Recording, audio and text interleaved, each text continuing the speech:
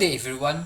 Now, I discuss about vice and drug education and control.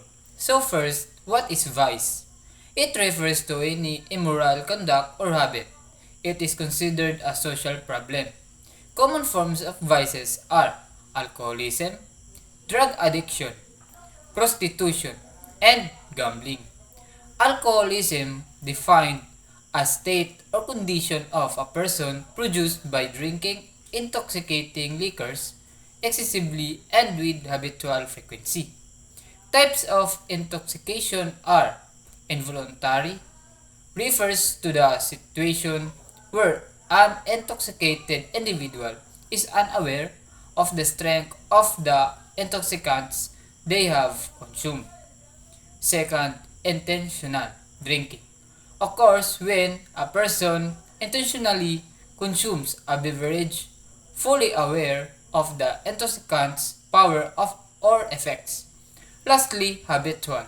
Drinking refers to a person who treats drinking as a necessity and vice for everyday living. Alcoholism is characterized by the following: cravings, loss of control, and physical dependence. Degree of intoxication or slight inebriation is manifested when reddening of the face occurs. Moderate inebriation, a person who drinks becomes argumentative and manifests overconfident. Drunk, the person's state of mind becomes confused. Very drunk, there is increased disassociation leading to stupor. And lastly, coma. This can result to death. How a person gets drunk. So alcohol has its maximum period of absorption from 30 to 60 minutes. There are forms of chemical and scientific tests of intoxication. First, analysis of blood for alcohol contents, analysis of urine for alcohol contents, analysis of saliva for alcohol contents, analysis of breath to determine concentration of alcohol, and analysis of body tissue and spinal fluid. Factors affecting intoxication are gender, mood, food in the stomach, tolerance to alcohol, physical condition, medication, carbonation, and altitude. Next is gambling. So, gambling defined as wagering of money or something of material value on an event with an uncertain outcome with the primary intent of winning additional money and or material goods. Related laws on gambling are Article 195 of the RPC Acts, punishable in gambling. Any person directly or indirectly take part in any game of monte, waiting, other form of lottery, policy, banking, or percentage game, dog races, or any other game the result of which depends wholly upon a chance wherein wagers consisting of money, articles of value, or representative of value are made. Article 196, penalizing any person who shall import into the Philippine Islands from any foreign place or port any lottery ticket or advertisement, or in connivance with the importer, shall sell or distribute the same.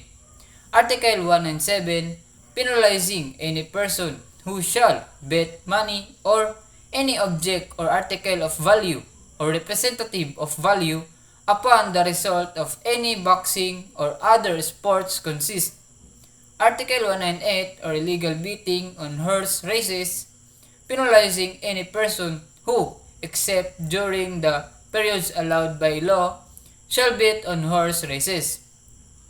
Article 199, or illegal cockfighting, penalizing any person who directly or indirectly participates in cockfightings at a place other than a licensed cockpit.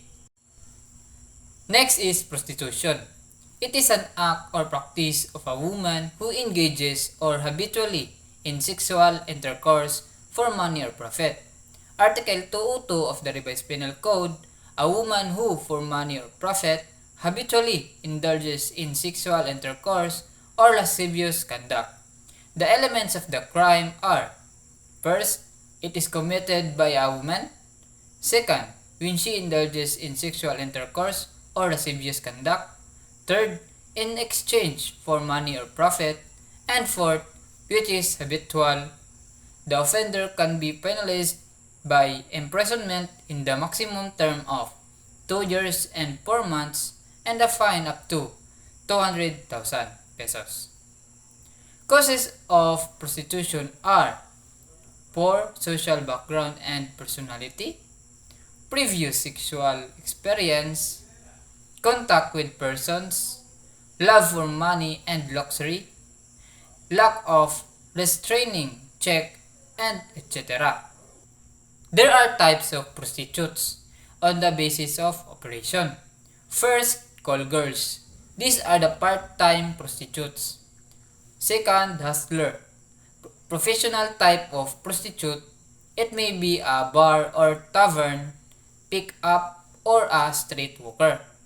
Third is the door knocker. This is the occasional or selective type of prostitute.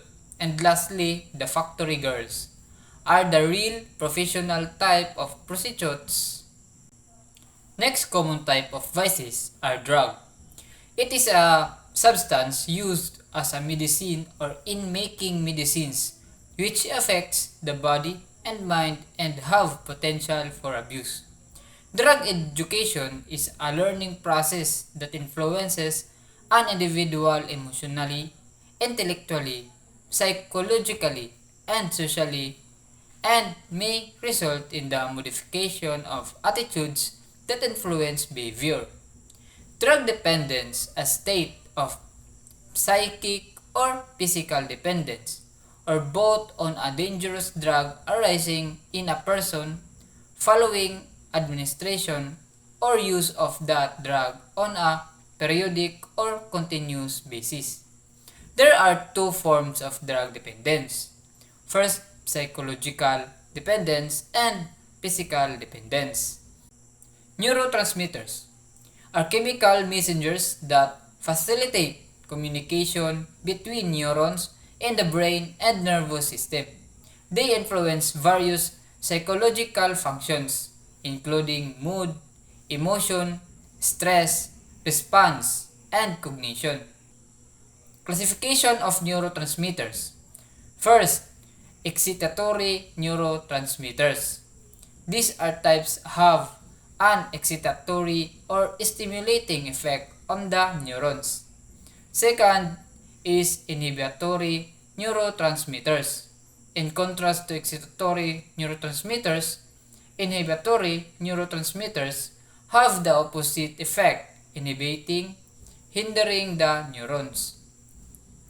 Last is modulatory neurotransmitters. These are often called neuromodulators.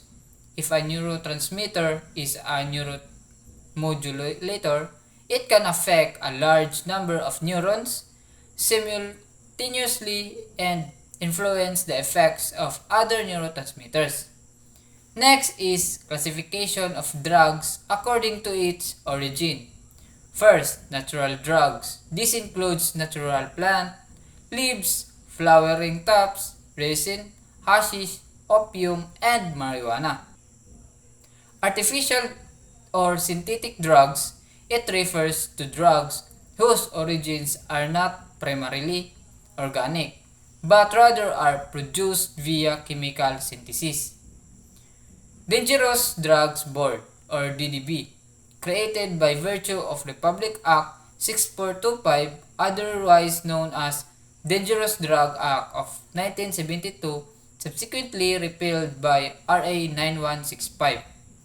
Philippine Drug Enforcement Agency or PDEA serves as the implementing arm of the board and shall be responsible for the efficient and effective law enforcement of all the provisions on any dangerous drug and or control precursor and essential chemical as provided in this act, headed by Director General with the rank of Undersecretary, appointed by the President. Administration of drugs. So, how drugs are administered? First is oral, injection, inhalation, smoking, snorting, topical, buccal, suppositories, and lastly, iontophoresis. Pharmacological classification of drugs. First, depressants. It includes substances that suppress vital body functions, especially those of the brain and its part. This category is subcategorized as first, narcotics, second, sedatives and hypnotics, third, tranquilizers, second is stimulants. They act on the central nervous such that the effects are excitation, alertness, and wakefulness. They produce mental zest and vitality, reduce hunger, and give a feeling of well-being. It includes amphetamine, narcolepsy, methamphetamine, nicotine, cocaine, and lastly, caffeine. Third is hallucinogens. It constitutes a variety of drugs which distorts a person's concept of reality and thinking as well as his perception of time, sound, space, and sensation. It includes marijuana, lysergic acid diethylamide or LSD, mescaline, peyote, and lastly, psilocybin. Fourth is solvents or inhalants. If a person sniffs chemicals contained in glue and other volatile or strong-smelling substance, he can experience serious mental confusion. Damage to his vital organs may also be possible. These substances, when vaporized easily, are sniffed by the user to acquire a feeling of ecstasy and power or high feelings. These volatile solvents are lighter fluid, gasoline, cleaning fluid, lacquer thinner, paint thinner, hairspray, aerosols, fingernail polish, acetone, oven cleaner, and cement glue used in boat and airplane models and in shoe making.